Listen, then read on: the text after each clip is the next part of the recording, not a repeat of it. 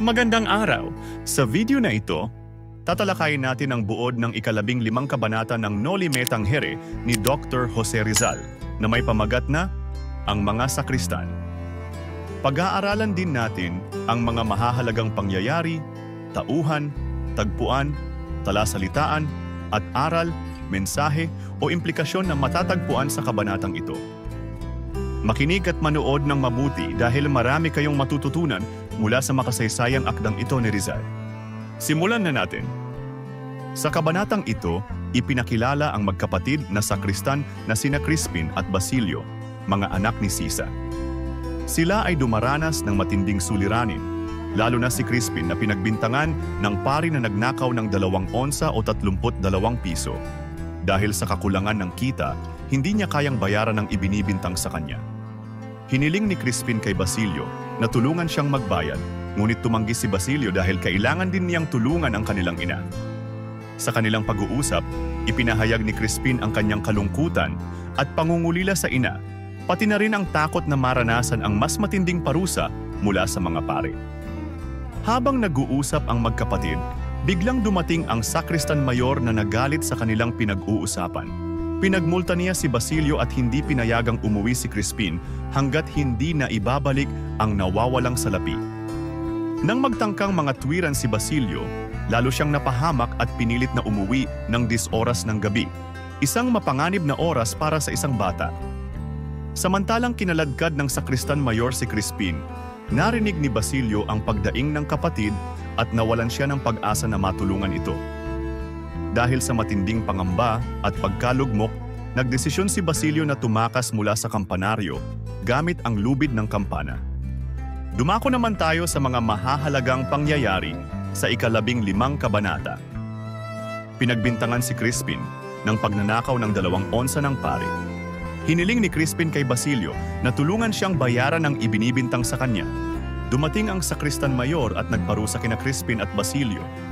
Kinaladkad ang batang Crispin habang naririnig ni Basilio ang kanyang pagdaing. Nagdesisyon si Basilio na tumakas mula sa kampanaryo gamit ang lubid ng kampana. Mga mahahalagang tauhan, Crispin, ang bunsong anak ni Sisa at kapatid ni Basilio. Siya ang sakristan ng simbahan at pinagbibintangang nagnakaw ng pera mula sa simbahan. Sa kabanatang ito, ginagampanan niya ang papel ng inosenteng biktima. Basilio, ang panganay na anak ni Sisa at kapatid ni Crispin. Sila ni Crispin ay mga sakristan at tagapagpatunog ng kampana ng simbahan. Siya ay nag-aalala sa kapatid na pinagbintangang magnanakaw. Sisa, ina ni na Crispin at Basilio, bagaman hindi direktang lumabas sa kabanata, madalas na iniisip ng magkapatid dahil sa kanilang pangungulila at pagmamahal sa kanya. Sakristan Mayor, namamahala sa simbahan at siyang nagparusa kina Crispin at Basilio. Siya ang pangunahing kontrabida sa kabanatang ito na nagpakita ng kalupitan sa magkapatid. Dumako naman tayo sa tagpuan sa ika-15 kabanata ng nasabing nobela. Ang kabanata ay naganap sa simbahan. Ngayon naman ay talakayin natin ang mga talasalitaan sa kabanatang ito. Sakristan Mayor, taong namamahala sa mga sakristan. Pagnanakaw, aksyon ng pagkuha ng hindi sayo. Aginaldo, regalo, kaluskos, tunog na gawa ng paggalaw. Multa, parusa na bayad sa nagawang kasalanan o paglabag sa batas.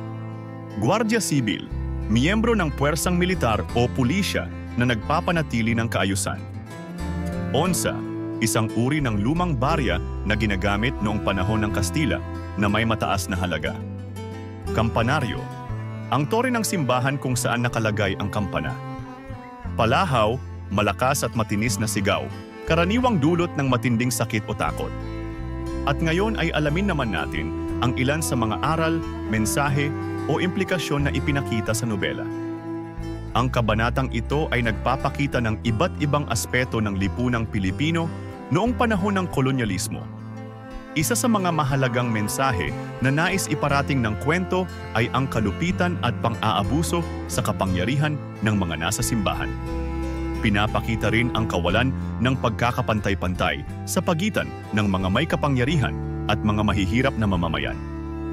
Makikita rin sa kabanatang ito ang magkapatid na Crispin at Basilio na sumisimbolo sa inosenteng kabataan na pinagkaitan ng katarungan, at pinahirapan sa kamay ng mga mapang-abuso.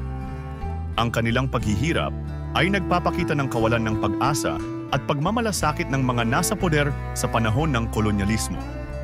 Ang moral na aral na maaaring makuha mula sa kabanatang ito ay ang kahalagahan ng pagtataguyod ng katarungan at pagtulong sa mga nangangailangan. Hindi dapat matakot sa paglalantad ng katotohanan at pagtutol sa mga mapang-abuso upang maiwasan ang pagdurusa ng mga inosenteng tao. At diyan, nagtatapos ang 15 kabanata ng Noli Me Tangere, ang mga sakristan. Ano ang natutunan mo sa kabanatang ito? I-comment mo na ang iyong sagot.